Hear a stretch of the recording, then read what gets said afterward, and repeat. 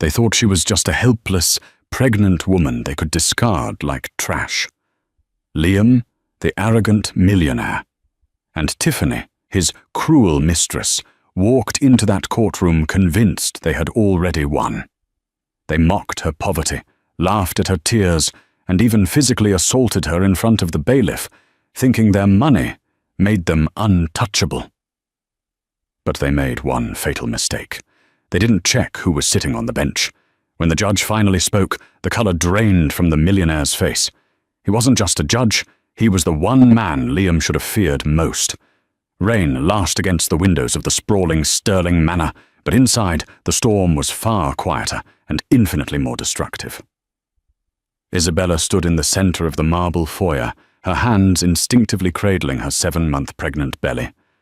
Across from her stood Liam, the man she had loved since college, the man who had built a tech empire while she supported him from the shadows. But the Liam standing there today wasn't the man she married. He was colder, sharper, clad in a $3,000 suit that she had picked out, looking at her as if she were a stain on his pristine flooring. "It's over, Isabella," Liam said, his voice devoid of emotion. He checked his Rolex, as if evicting his pregnant wife was a meeting that was running overtime. "My lawyers will send over the papers. You have an hour to pack your things." Isabella felt the air leave her lungs. "Liam, what are you talking about? I'm having our son in 2 months. You can't just throw us out." "I can and I am," he sneered. "I'm bored, Bella. You're boring. You wear sweatpants. You complain about your back. And frankly, you don't fit the image of a billionaire's wife anymore." Before Isabella could respond, the sound of high heels clicking against the marble echoed through the hall. From the living room emerged Tiffany. She was everything Isabella wasn't at that moment. Sleek, manicured, and predatory. She wore a tight red dress that cost more than Isabella's first car, and a smirk that could cut glass. "Honey, is she still here?" Tiffany whined, draping herself over Liam's arm. She looked at Isabella with pure disgust. "I told you, Liam. I don't want her bad energy in the house when I move in. It's bad for my chakras." Isabella's knees nearly buckled. "Tiffany, your assistant?" "Fiancé, actually," Tiffany corrected, flashing a diamond ring that was twice the size of the one Isabella still wore. "Liam proposed this morning, right after he decided to upgrade." "You're cheating on me," Isabella whispered, tears finally spilling over. "With her?" Liam shrugged, peeling Isabella's hand off his arm when she reached for him. "Don't make a scene, Isabella. It's pathetic. Tiffany understands the lifestyle. You don't. Now get out before I have security drag you out." "But I have nowhere to go," Isabella pleaded, her voice trembling. "My family. You know I haven't spoken to them in years because of you. Because you told me they weren't good enough." It was true. When Isabella met Liam, he was ambitious, but insecure. He had slowly isolated her from her father, a stern man who hadn't approved of Liam's reckless business tactics. To please Liam, Isabella had cut ties, changing her name and living a humble life to support his startup. Now that sacrifice was the weapon he used against her. "That's a you problem," Tiffany laughed. She stepped forward, invading Isabella's personal space. "Look at you. You're pathetic, a bloated whale. Do you really think a man like Liam wants to come home to that?" Tiffany poked a manicured finger into Isabella's shoulder, hard. Isabella stumbled back, catching herself on the banister to avoid falling. "Careful," Liam said. But he wasn't talking to his wife. He was looking at Tiffany. "Don't break a nail on her." Isabella looked into Liam's eyes, searching for a shred of the man she once knew. She found nothing but ice. "I will take you to court," Isabella said, her voice shaking but gaining a sudden steeliness. "I helped you build this company. Half of this is mine. I won't let you leave me and our child on the street." Liam threw his head back and laughed. It was a cruel, hollow sound. "Court? With what money? I froze your cards an hour ago. I have the best lawyers in the city. You can't even afford a bus ticket, let alone a legal team. Go ahead, Isabella. Sue me. I'll bury you. He turned his back on her. Tiffany waved a mock goodbye, her fingers fluttering like a poisonous butterfly. Isabella grabbed her coat and walked out into the rain. She didn't have an umbrella. She didn't have a car. Liam had taken the keys. She walked down the long, winding driveway of the estate she had helped design, water mixing with the tears on her face. But as the iron gates slammed shut behind her, Isabella didn't collapse. She placed a hand on her stomach. "He thinks I have no one," she whispered to the unborn baby. "He thinks I'm weak. He forgot who raised me." She walked to a nearby gas station, shivering, and used the last few coins in her pocket to use the payphone.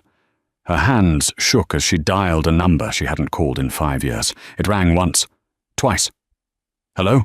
A deep, gruff voice answered. "Dad," Isabella choked out. "It's Baylor. I made a mistake. I need help." There was a long silence on the other end. Then the voice softened. "Just a fraction. Where are you?" 3 weeks later, the day of the preliminary hearing arrived. The courtroom was buzzing. Liam had made sure of that. He loved an audience. He had leaked the story to the press, spinning a narrative that Isabella was a gold-digging ex-wife trying to extort him after he found true love. Isabella sat alone at the defendant's table. She wore a simple, slightly worn maternity dress, the only one that still fit. She looked tired. The stress of the last few weeks had taken its toll, and the dark circles under her eyes were visible even from the back of the room. Her lawyer was a public defender named Mr. Henderson. He was a kind man, but he looked overworked and terrified. He was shuffling papers nervously, dropping half of them on the floor. "I'm sorry, Mrs. Sterling," Henderson whispered, sweating. "Liam's team. They're sharks. They've filed 17 motions just this morning. They're trying to get the case dismissed before we even start." On the other side of the aisle, the atmosphere was a party. Liam sat leaning back in his chair, laughing with his lead attorney, a man known as the Butcher, for how he dismantled opponents. Tiffany was there too, sitting in the front row of the gallery, right behind the defense table. She was wearing a white suit, looking like she was attending a gala rather than a divorce hearing. When Isabella looked over, Tiffany caught her eye and mouthed, "Loser." Suddenly the bailiff's voice boomed, "All rise." The door to the judge's chambers opened. Usually this case would have been assigned to a family court judge, likely Judge Reynolds, known for being easily swayed by high-powered men. But yesterday, Reynolds had suddenly fallen ill. A different figure stepped up to the bench. He was an older man, imposing, with silver hair and eyes that looked like they could see through concrete. He moved with a slow, deliberate gravity. His nameplate was placed on the bench, Honorable Judge Harold Sterling. Liam didn't even look up. He was too busy texting on his phone under the table. He didn't notice the last name. Sterling was a common enough name, and Liam was too arrogant to think anyone shared his stature. Docket number 442, Sterling via. "Sterling," the bailiff announced. The judge sat down. He didn't open the file immediately.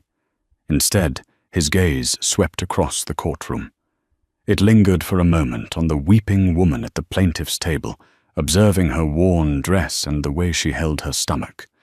Then his eyes shifted to the man in the expensive suit who was still looking at his phone. "Mr. Sterling," the judge's voice rumbled, deep and authoritative, "is your text message more important than this court?" Liam jumped slightly, shoving his phone into his pocket. He stood up, buttoning his jacket with a smirk. "Apologies, Your Honor. Business never sleeps. I'm sure you understand." "I understand disrespect when I see it," the judge said calmly. "Sit down." Liam blinked. He wasn't used to being spoken to like that. He sat, shooting an annoyed look at his lawyer. "Your Honor," Liam's lawyer, the Butcher, stood up smoothly. "We move for an immediate dismissal.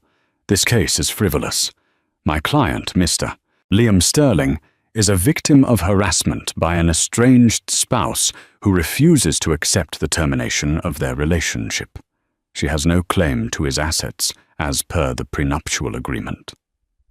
The prenup she signed under duress, Mr. Henderson squeaked from the other table. Duress?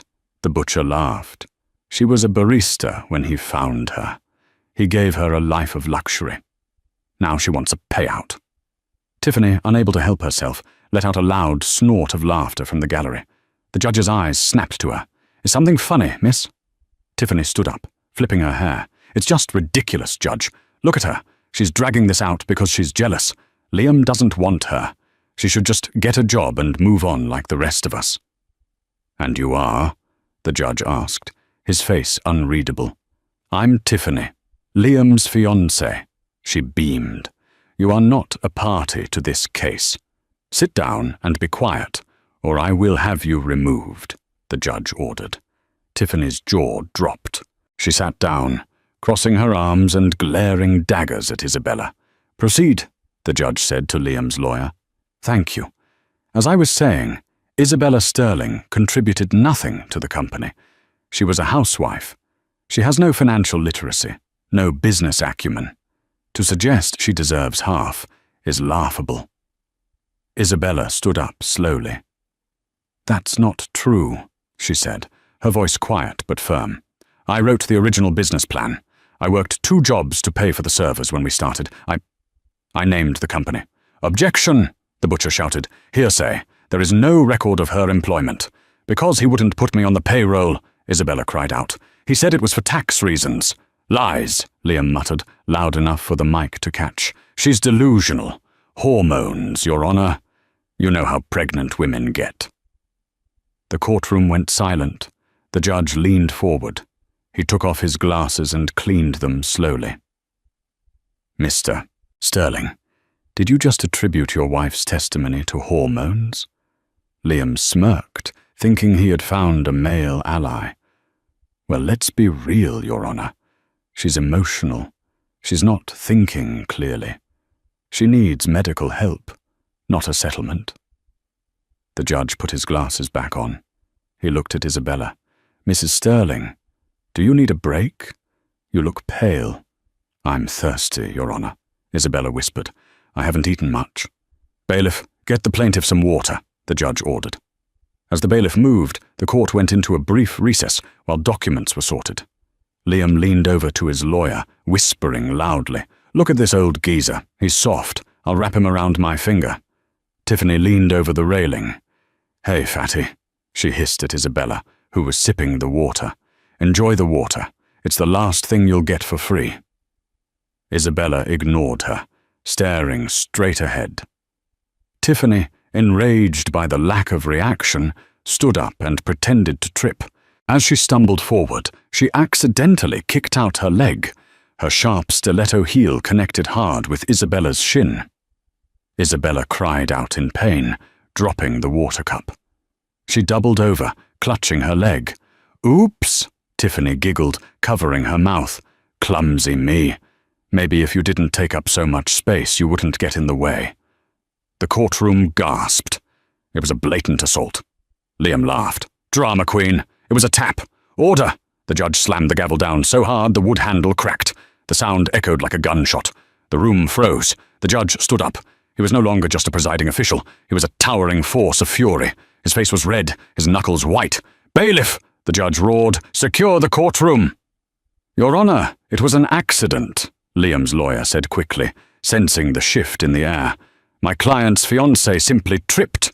Silence, the judge bellowed. He pointed a shaking finger at Tiffany. You just assaulted a pregnant woman in my court. Do you think this is a game? Do you think this is a reality TV show? Tiffany shrank back, her confidence evaporating. I didn't mean to... And you? The judge turned his gaze to Liam. You laughed. You sat there and laughed while the mother of your child was kicked. Liam stood up, defiant. Now wait a minute. You can't talk to me like that. Do you know who I am? I pay more in taxes than you make in a decade. I can have your job. The judge stared at Liam for a long, agonizing moment. Then a very strange, very cold smile touched his lips. You can have my job? The judge repeated softly. Mr. Sterling, You seem to be under a significant misapprehension about who holds the power in this room." "I have the power," Liam spat. "Money is power. And she," he pointed at Isabella, "has nothing. She's a nobody. She comes from a family of losers, and she's going to die a loser." Moi. Isabella looked up at the bench, her eyes meeting the judge's. She gave a tiny, almost imperceptible nod. The judge sat back down. He picked up the file in front of him. Isabella's file. "You mentioned her family," the judge said, his voice dropping to a conversational, almost pleasant tone. "You said she comes from a family of losers. Tell me, Mr. Sterling, did you ever meet her father?" Liam scoffed. "Her father? No. She was too embarrassed to introduce me. Probably some drunk in a trailer park. Why does it matter?" "It matters," the judge said, opening the file, "because character matters. You see, Mr. Sterling, you are right about one thing. Isabella did cut ties with her family. But she didn't do it because she was embarrassed of them. She did it because she was trying to protect you." "Protect me?" Liam frowned. "From what?" "From judgment," the judge said. "Her father is a difficult man, a strict man. He has zero tolerance for liars, cheats, and bullies. If he had met you 10 years ago, he would have seen right through you." "Is there a point to this story, Your Honor?" the butcher interrupted impatiently. "We have a motion to dismiss." "The point," the judge said, looking directly at Liam, "is that you should really check the name on the bench before you insult a woman's father." Liam paused. He looked at the nameplate. "Honorable Judge Harold Sterling." He looked at Isabella. Her maiden name wasn't Sterling. It was... Wait. She had changed it when they got married. But before that, she had gone by her mother's maiden name, Davis. But Liam suddenly remembered a conversation from years ago, Isabella mentioning that her father was in law. He had assumed she meant a paralegal or a cop. "Isabella," the judge said gently, "are you all right?" Isabella wiped her eyes and stood up, wincing from the pain in her leg. "I'm okay. Dad." The word hung in the air like a guillotine blade. Liam's face went white. He looked from Isabella to the judge. The resemblance in the eyes was suddenly terrifyingly clear. "Dad?" Liam whispered. Tiffany looked confused. "Wait. Liam, why is she calling the judge Dad?" The judge, Judge Harold Sterling, leaned over the bench. The warmth was gone from his eyes. He looked at Liam with the cold precision of an executioner. "Mr. Sterling," the judge said, "you are currently in a courtroom presiding over a divorce case involving my daughter and my unborn grandchild, and you just allowed your mistress to kick her." Liam swallowed hard. "Your Honor, I didn't know. This is a conflict of interest. You have to recuse yourself." "Oh, I intend to," Judge Sterling said, his voice deadly calm. "I cannot preside over this case. It would be unethical." Liam let out a breath of relief. "Good. Good. Then we'll reschedule. However," the judge continued, raising a finger, "before I recuse myself, I have the authority to address the contempt of court and the assault that just occurred in my presence. Those are separate matters. And for those, Mr. Sterling, I don't need to be your judge. I just need to be the witness." He pressed a button on his desk. "Bailiff, take Miss Tiffany into custody for assault and battery, and take Mr. Sterling into custody for contempt of court. I'm holding you in a holding cell for 24 hours to cool off while we find a new judge." "You can't do this!" Liam screamed as the bailiff moved in, handcuffs jingling. "I'm a millionaire." "In here," Judge Sterling said, closing the file. "You're just a defendant." As the bailiff grabbed Liam's expensive suit jacket and shoved him toward the side door, Isabella stood tall. She watched the man who had tormented her get dragged away, sputtering and terrified. She looked at her father. He gave her a small, sad smile. But the nightmare wasn't over. This was just the opening battle. Liam had resources, and a night in jail would only make him angrier. The real war was just beginning. The holding cell at the county courthouse was a far cry from the penthouse suites and VIP lounges Liam Sterling was accustomed to. It smelled of stale coffee, industrial cleaner, and the nervous sweat of a dozen men who had occupied it before him. Liam sat on the cold metal bench, his $3,000 Italian suit jacket folded meticulously on his lap to keep it from touching the grime. Across the narrow corridor, in the women's holding cell, Tiffany was pacing like a caged tiger, her heels clicking rhythmically against the concrete floor. "This is insane, Liam!" she shrieked, her voice echoing off the cinder block walls. "My father is going to hear about this. Do you know how humiliating this is? They took my phone. I can't even post a statement."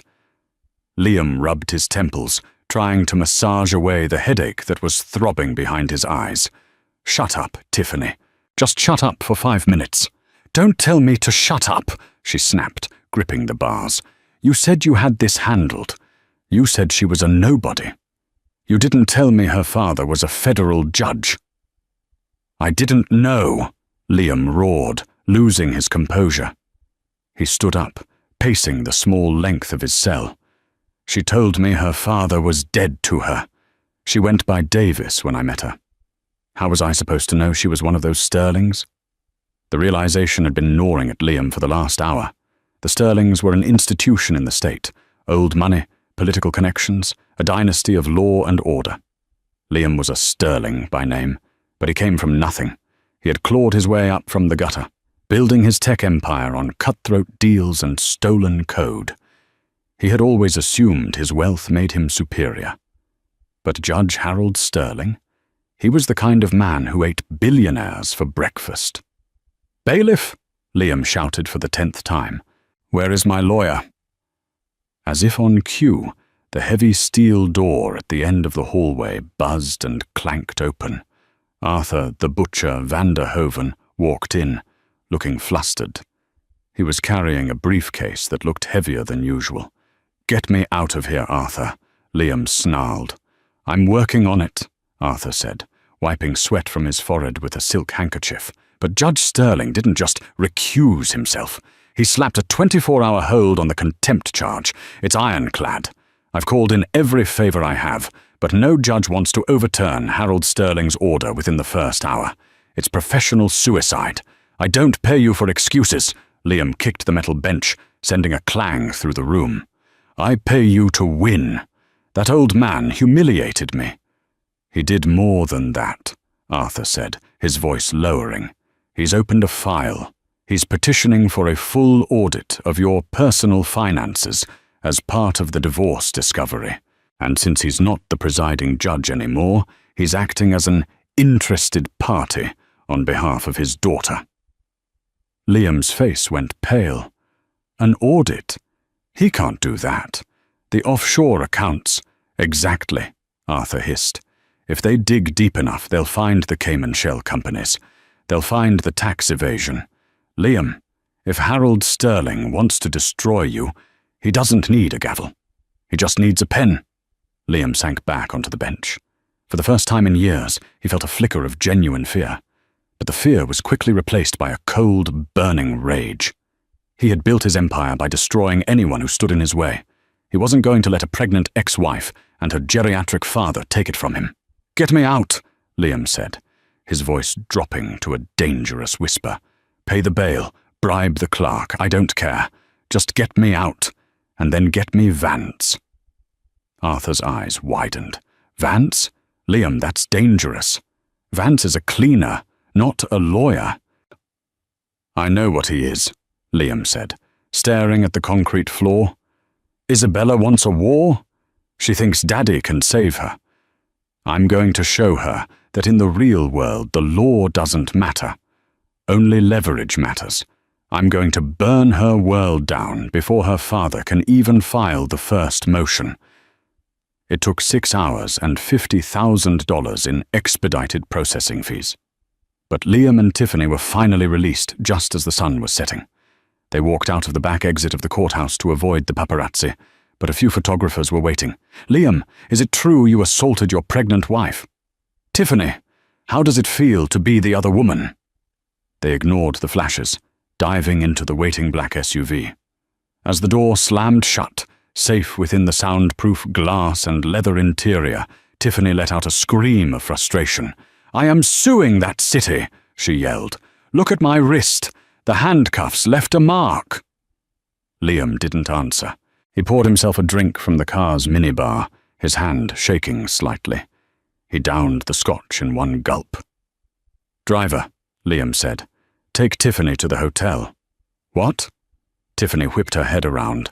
"I'm not going to a hotel. I'm coming home to the manor." "No," Liam said coldly. "The press is camped outside the manor. And frankly, your little stunt in the courtroom is the reason we're in this mess. You kicked a pregnant woman in front of a judge, Tiffany. You're a liability right now." "A liability?" Tiffany gasped. "I'm your fiancé. You're a distraction," Liam said, checking his phone. "Go to the Four Seasons. Shop, get a massage. Stay off Instagram. I have work to do." He signaled the driver to stop. As the car pulled over, his security team opened the door for Tiffany.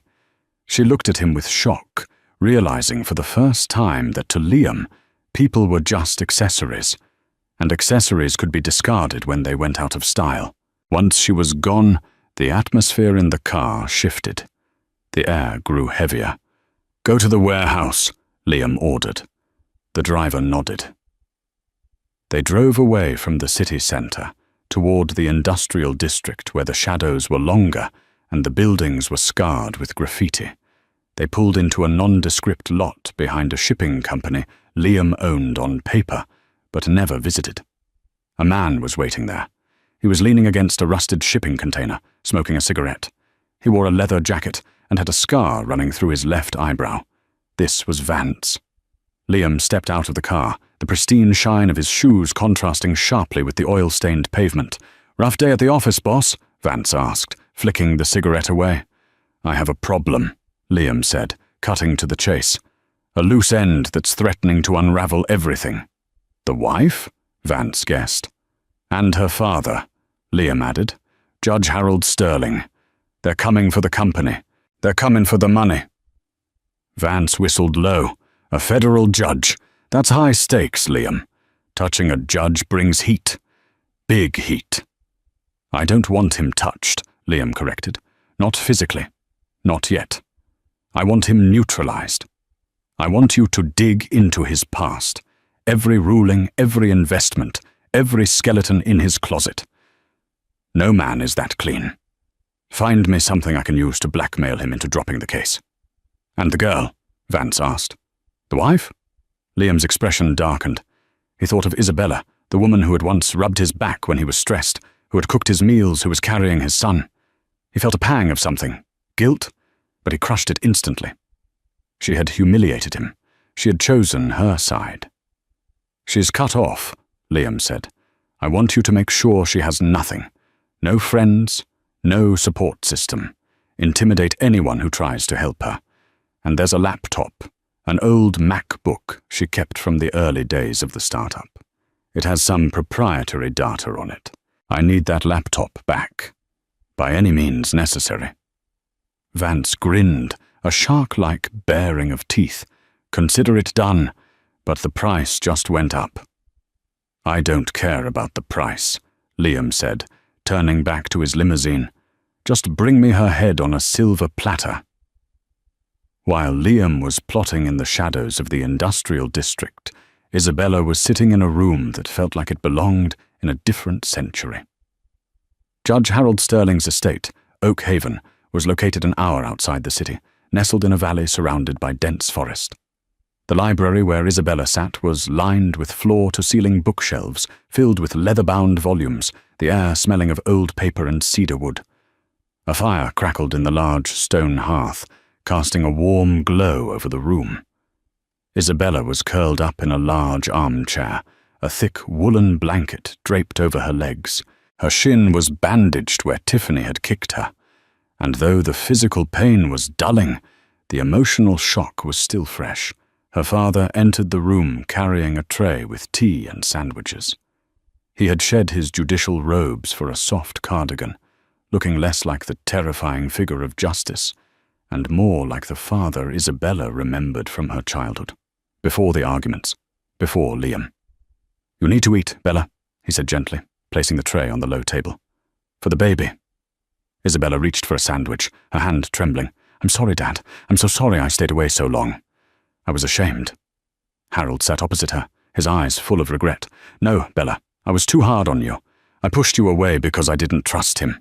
I saw his ambition, his cruelty. I tried to control you, and instead I lost you." "You were right," Isabella whispered, "about everything. He used me. He used my ideas, my work, and then he threw me away like garbage."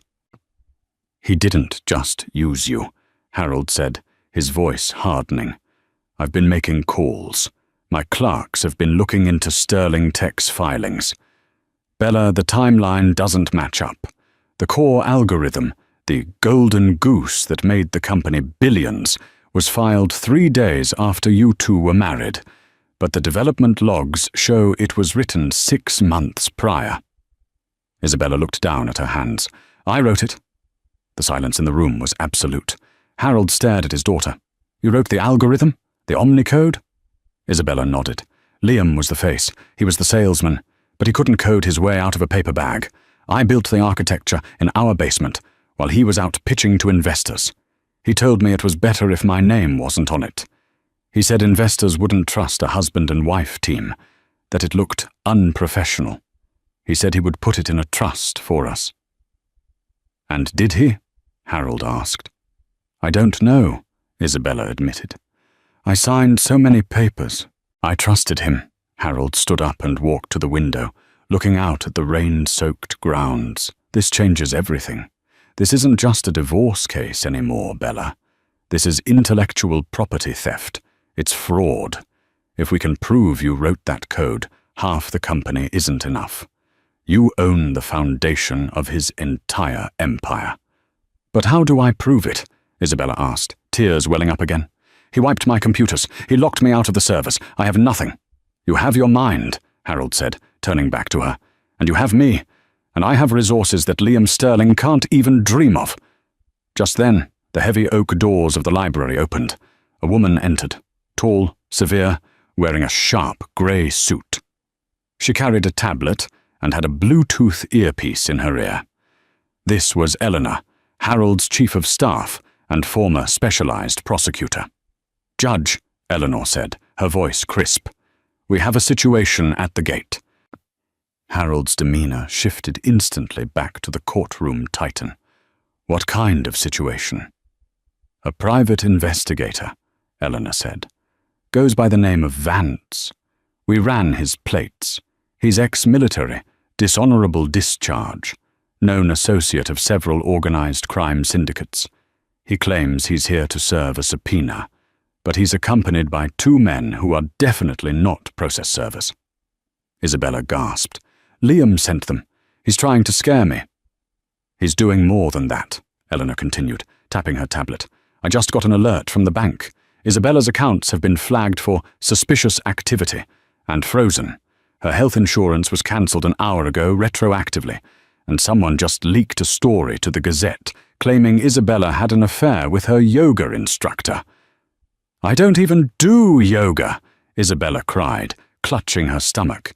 "He's trying to destroy me." Judge Sterling's face turned into a mask of stone. He walked over to that fireplace and picked up a heavy iron poker, weighing it in his hand, before setting it back down. "He wants a street fight," Harold said quietly. "He thinks because I wear a robe, I don't know how to fight in the mud." He looked at Eleanor. "Activate the security protocols. No one gets in or out of this estate without my direct authorization. Call the sheriff, the high sheriff, not the deputies. Tell him I have trespassers with criminal records on my property." "And the accounts?" Eleanor asked. "Cover them," Harold said. "Transfer $5 million into a new account for Isabella under her mother's maiden name. Get the best OBGYN in the state to make a house call. Tonight." He turned to Isabella, who was watching him with wide eyes. "He wants to starve you out," Harold said, kneeling beside her chair and taking her hand.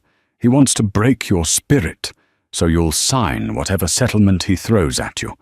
But he made a mistake, Bella. He forgot that before I was a judge, I was a prosecutor, and before that.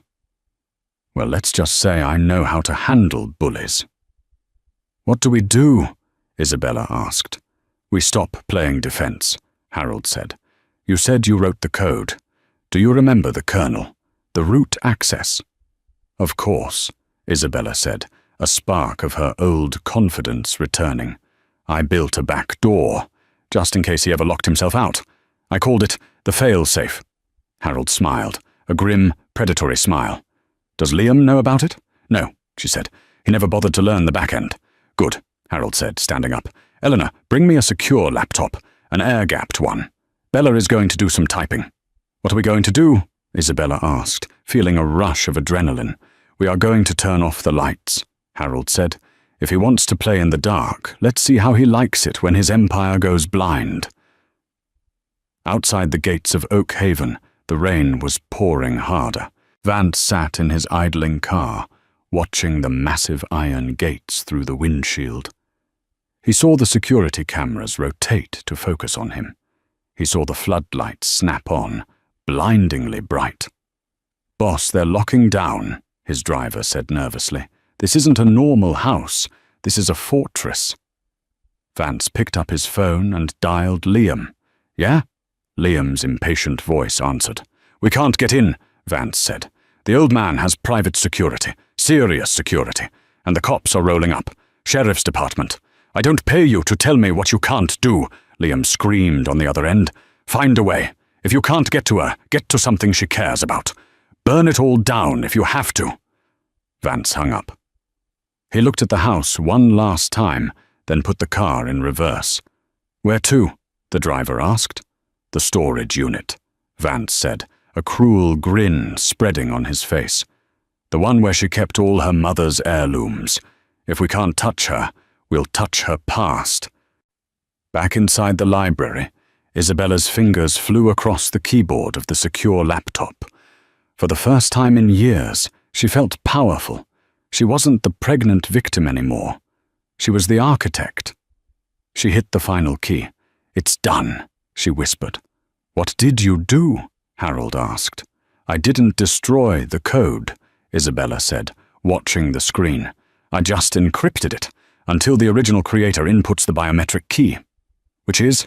Isabella placed her hand on her swollen stomach. My heartbeat. And his. Across the city, in the gleaming glass tower of Sterling Tech, the main servers suddenly began to hum. Red lights started flashing on the dashboards. Screens went black. The entire network, billions of dollars of data, locked instantly. And on every single monitor in the building, a single message appeared in bright green text. System lockdown. Please contact Administrator Isabella. The atmosphere inside the executive suite of Sterling Tech was usually one of hushed reverence and expensive cologne. Tonight, it smelled of panic sweat and burning circuitry. The Isabella Protocol, as the IT team had dubbed it in hushed whispers, had spread through the mainframe like wildfire. It wasn't just a lock. It was a complete systemic seizure. Every computer, every server, every smart device connected to the Sterling network displayed the same neon green text. System lockdown. Contact Administrator Isabella. Liam stood in the center of the war room, a glass-walled conference room overlooking the city. His tie was undone, his hair wild. He was screaming at his chief technology officer, a brilliant young man named Kevin, who looked like he was about to vomit. Fix it! Liam roared, throwing a stapler against the wall. It shattered, scattering metal staples across the plush carpet. I pay you $300,000 a year to fix things. Override her. Hack it. Do something. We can't, sir, Kevin stammered, typing frantically on a standalone laptop that wasn't connected to the main network. The encryption. It's beautiful. I mean, it's terrifying. It's polymorphic. Every time we try to crack a line of code, it rewrites itself. It's tied to a biometric signature we don't have. It's a dead man's switch. It's not a dead man, Liam spat. It's a pregnant housewife. She doesn't know how to code like this. Respectfully, sir, Kevin said, adjusting his glasses. Whoever wrote this is a genius. This is NSA-level architecture. If your wife wrote this, she's the best coder this company ever had." Liam froze. The words hit him harder than the plummeting stock ticker on the wall. He remembered the nights in their cramped apartment, Isabella typing away while he slept, telling him she was just fixing bugs. He had taken credit for her genius for so long he had actually started to believe the lie himself. Suddenly, the heavy double doors swung open. Tiffany stormed in, holding her platinum credit card like a weapon. "Liam!" she shrieked. "My card was declined at Saks. Do you have any idea how embarrassing that is? The salesgirl cut it up, in front of people." Liam turned on her, his eyes bloodshot. "Get out, Tiffany. The company is burning down. And you're worried about shoes?" "I'm worried about my life," she yelled back. "You promised me millions. You promised me the penthouse. Right now, I can't even buy a latte. Fix this, or I'm walking." "You're not going anywhere," Liam said, his voice dropping to a low, dangerous growl.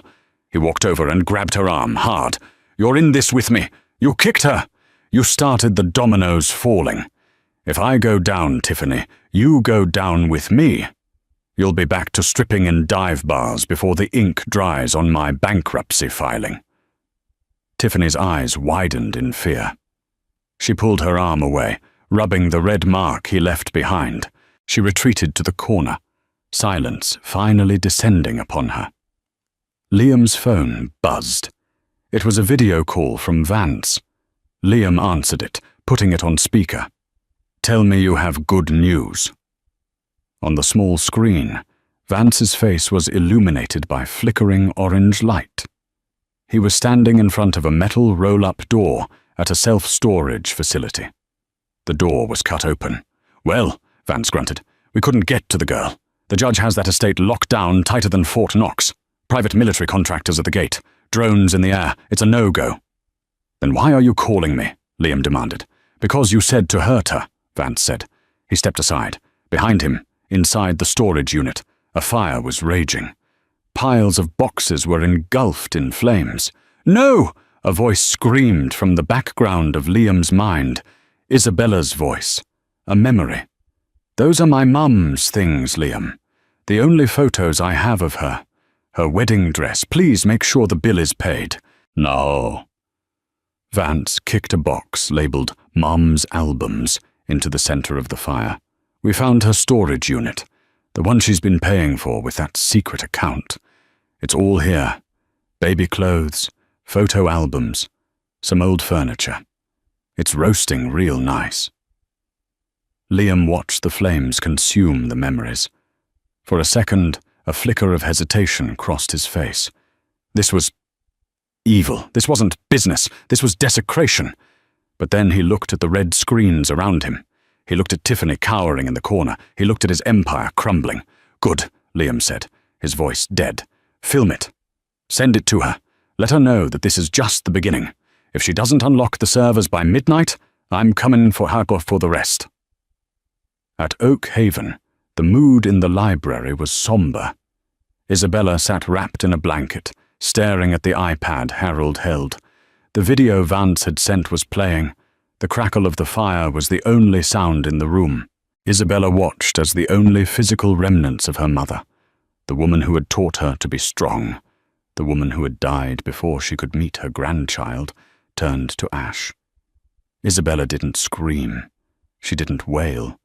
She just stared, tears streaming silently down her face, her hand gripping the armrest so hard her knuckles turned white. "He's a monster," Eleanor whispered, turning away, unable to watch. Judge Harold Sterling turned off the iPad. His face was a mask of terrifying calm. He carefully placed the device on the table. "He thinks this will break you," Harold said softly to his daughter. "He thinks pain makes you weak." Isabella took a shaky breath. She looked up. The sadness in her eyes was evaporating, replaced by a cold, hard rage that matched her father's. "He burned my mother's dress," she whispered. "He burned the photos." "Yes," Harold said. "He thinks I'll unlock the code to save whatever is left," Isabella said. "Will you?" Harold asked. Isabella stood up. She walked to the window, looking out at the dark forest. "No, I'm done saving him. I'm done protecting him. He wants to burn things? Fine. Let him burn. She turned back to her father. Dad, I want to press charges, not just for the assault. For everything. The fraud, the embezzlement, the emotional abuse. I want to bury him. Harold nodded, a grim smile touching his lips. I was hoping you'd say that. Eleanor, get the district attorney on the line. The real one, not the deputy. And call the SEC. I think it's time we reported a massive insider trading scheme at Sterling Tech. And Dad, Isabella added. Yes, sweetheart? That man. Vance, she said, her voice trembling with fury. He was at the storage unit. He started the fire. I know, Harold said. He made a mistake, Isabella. He filmed his crime, and he sent it across state lines using a telecommunications device. Harold walked over to his desk and picked up an old-fashioned telephone receiver. That makes it a federal crime, the judge said, and I still have friends in the bureau who owe me favors. Within the hour, the machinery of justice began to turn. It wasn't the swift, chaotic violence of Liam's world.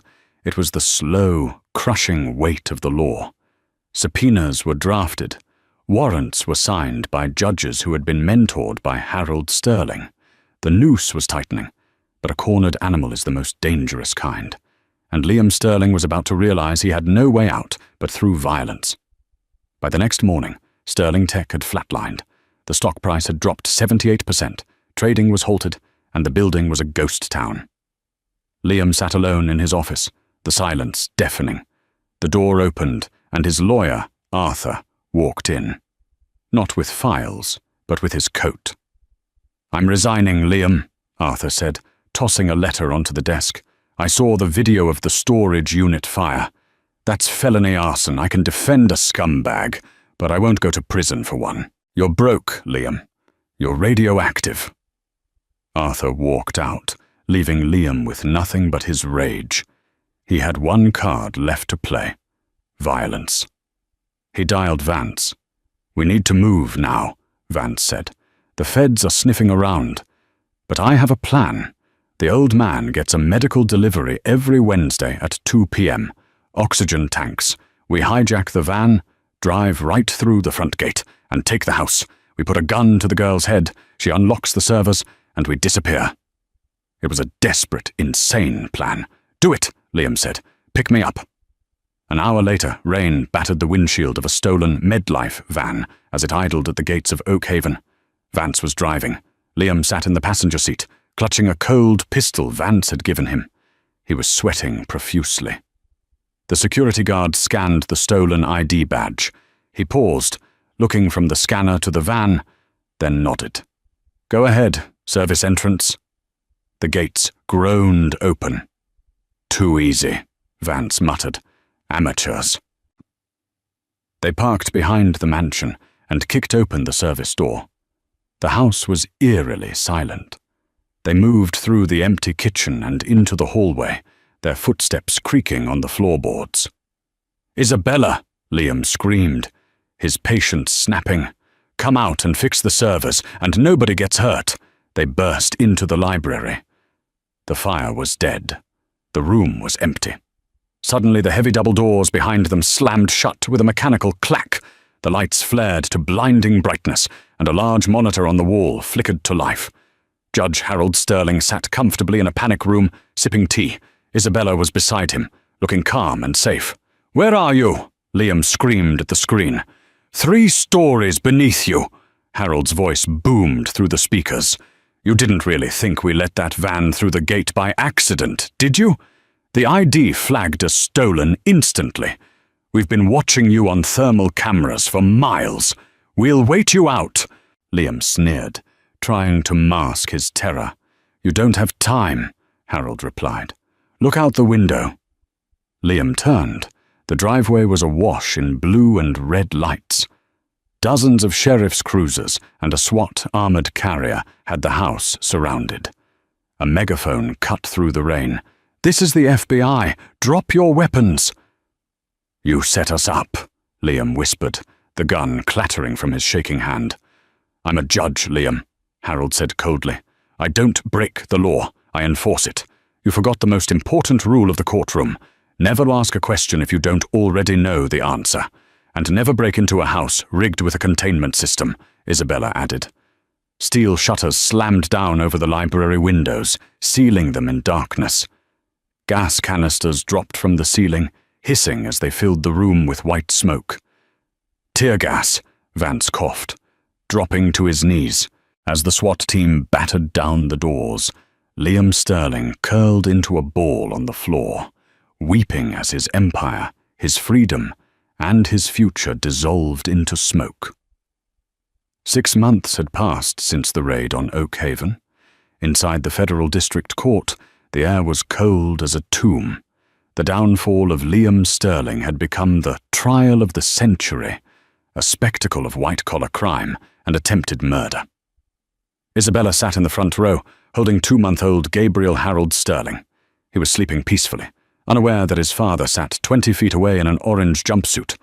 Liam looked like a ghost, gaunt, sallow, and desperate. His arrogance had been replaced by a twitchy, nervous energy as he scanned the room, looking for an escape that didn't exist. The prosecution's first weapon was Tiffany. Dressed modestly in grey, she wept on the stand, playing the victim to perfection. She had cut a deal for full immunity in exchange for her testimony.